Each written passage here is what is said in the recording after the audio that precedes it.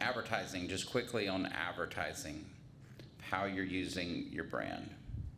So just general things to be thinking about at a high level when you run advertisements.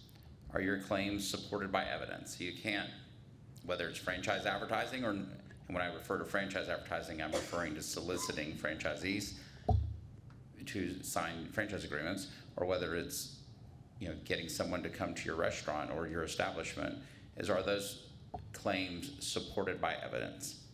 Can you substantiate them, or are they mere puffery? That's fine if it's mere puffery if somebody says, we have great food. I mean, there's no way to know if you have great food, right? But if you're misleading people, obviously that's a problem. Are the rules for endorsements? If you're using endorsements, the Federal Trade Commission has a set of rules about endorsements. So if you ever see Nutrisystem advertisement on TV for weight loss, and somebody lost 7,500 pounds or whatever on Nutrisystem, then there'll be a statement at the bottom that their results may vary and that they're paid endorser and so forth. So that way, that's clear, and that's an example of following those rules. Has consent been obtained to use the content? So if you're using someone else's content, you make sure that you get consent to use it. That can be as simple as clip art that you've used, or it can be photos that you've found online.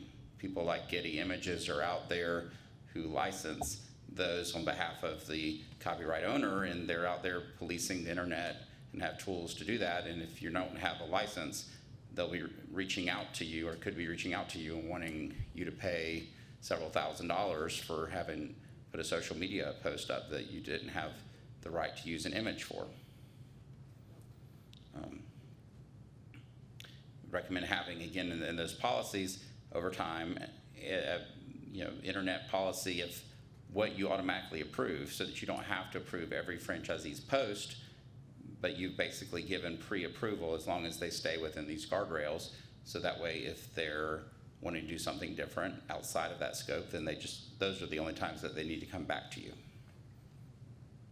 A couple of laws to think of. We won't have time to talk about them today, but the Telephone Consumer Protection Act, certain calls and text require prior written consent. Honor that consent, including the revocation of the consent, and checking national registries.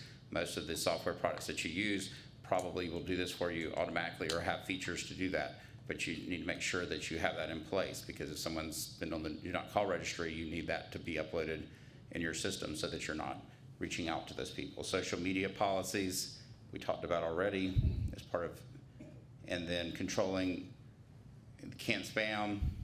There's certain kinds of email spam that would require clear disclosure and an option to opt out. Most of your MailChimps and other kind of providers have that embedded into their service, but you want to make sure that you're using it. And then with ads for sales of franchises, is it consistent with what's in your FTD? If you're using financial performance representations, you have it in item 19, then it needs to tie out with the proper disclosures and be consistent with what's in item 19. Recommend, even if you're not in one of the 6 states that I listed on here, where you have to get your franchise advertising pre-approved, that you have a look at it to make sure that it doesn't create legal claims for you. And lastly, if you've ever listened to Sirius XM Radio or have a subscription to Franchise Times, you'll see that everyone has the required legends at the bottom that different states mandate, depending on which states that they're selling franchises in.